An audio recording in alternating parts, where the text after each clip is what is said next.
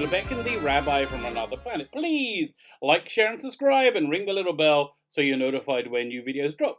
And I have been watching Fleabag. Why have I been watching Fleabag, you may ask? It's because the creator and star of Fleabag, Phoebe Waller-Bridge, is very much in the news. Firstly, Fleabag won lots and lots of awards. But what really brought Phoebe Waller-Bridge to my attention, was that she's been brought on as a writer for the next James Bond movie, which I found a bit curious, because I hadn't seen anything that she's done.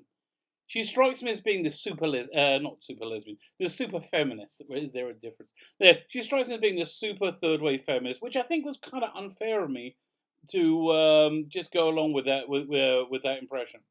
But so I started watching Fleabag. I watched the first episode of Fleabag, and it's undeniably high quality, well written. She's a very, very talented person, obviously. Fleabag didn't really connect for me. Maybe I had some negative baggage going into it, because again, I had this preconception of who she is. But it strikes me that it's not aimed at me at all. It's aimed at women. It seems to be lots of, inside jokes that women get as part of like a female experience of life. General female experience of life, which seems fair. It seems to be a reflection of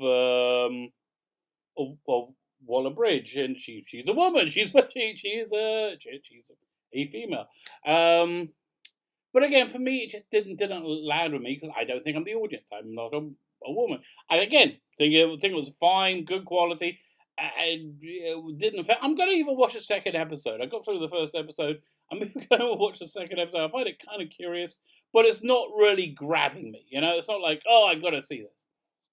So I just find it insanely bizarre that somebody thought, yes, this is the person. This is the person who could connect to the audience of James Bond movies. James Bond movies are incredibly masculine. Yes, unbelievably masculine. I will say the feminist agenda in the world will call it toxic masculinity, which is nonsense. It's admittedly, James Bond is a an emotionless assassin, who's definitely a bit weird. I wouldn't want to hang out with him. And if I did, I would probably be killed.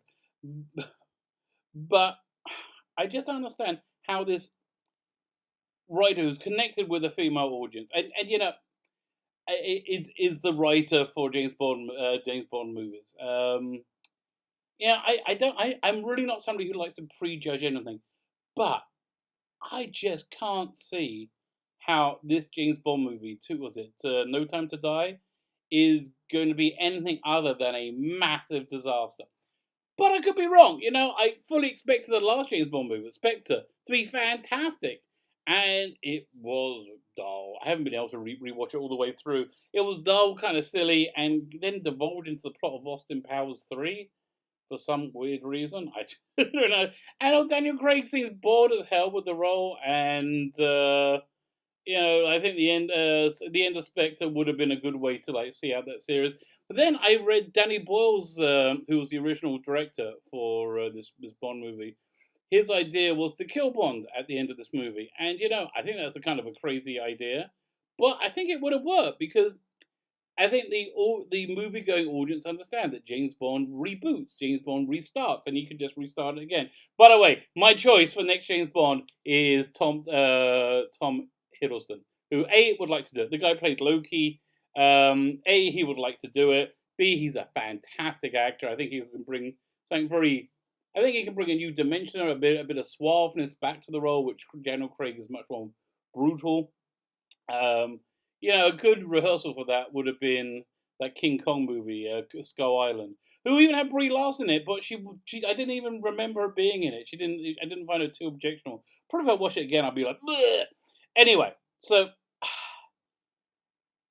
Fleabag winning all the Emmys and her being brought on to write for this James Bond movie are all part of the same malaise. It's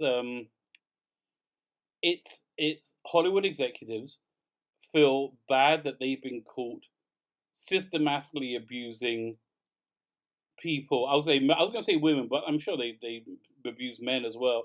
They're systematically abusing people to get them to do whatever they want in the pursuit of their dreams, and they've been doing it for decades. And now they don't feel bad they've been doing it; they feel bad they've been caught. So now they're like they're trying to demonstrate that they're purer than they're purer than pure. They're purer than the driven snow, and they're taking out any sexuality from everything, and they're putting in redirecting everything to a feminine audience, and it's not really working out so well now, is it? Now, I don't think it's going to work out so well for James Bond. I really don't think it's going to work out so well for the MCU. I wouldn't say Star Wars has been doing that. I mean, they kind of have with Rey being turned into this Mary Sue character, but it's just And I'm also looking at the upcoming Black Widow movie, which I have no interest in seeing, and the Birds of Prey movie, which I don't really have any interest in seeing. And you know why? Because it is devoid of any sexuality. And I'm sorry if you get like some of the most famously beautiful women in the world to play roles. They're playing those roles at least partially for their beauty. I mean, look, Scarlett Johansson. Sure, she's a great actress. What's her name? The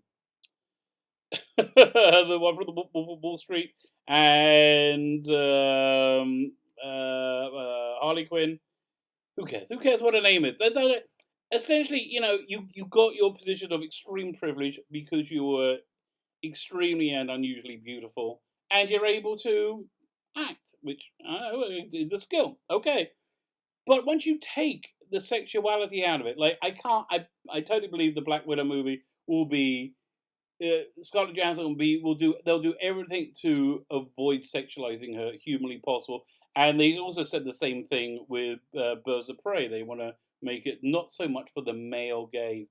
I'm sorry, the male gaze sells you tickets, and without it, I don't think I'm interested in buying, paying money to see this movie. If you put it on a streaming service that I own, I'll watch it maybe. This is not getting me to cinema. I really think this could be the end of the cinema explosion, because I don't think the cinema explosion over the last decade has been driven by the MCU and blockbuster movies, and the MCU and blockbuster movies are now really disdainful of the audience, which is men, mainly a large proportion of men, and I'm done. The Star Wars has one more swing at the bat for me. I'm going to go and see the Rise of Skywalker, but nothing else is guaranteed.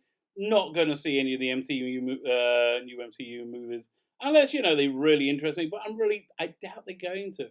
So and I appreciate there's been a lot of course correction going on as they realise that they're losing a lot of money. But I don't know if it's going to be too little, too late. I'm actually going to talk about the mentality of Hollywood in my next video. I'm about to record.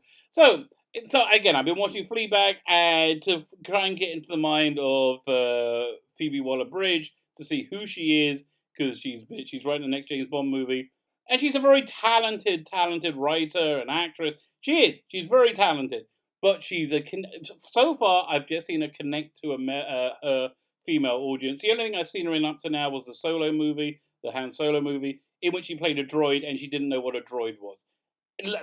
I'm not making that up. That's what she said. So, it just seems to be like it. It's like if you got somebody famous for writing these flowery romance novels, these cheap flowery romance novels, and got them to write G.I. Joe. It's just not gonna work. I mean, I don't think it's gonna work. I can't imagine this Bond movie is gonna work. Let me know what you think. My name is Fleabag, the Rabbi from another planet. Please like, share, and subscribe, and ring the little bell so you're notified when new videos drop.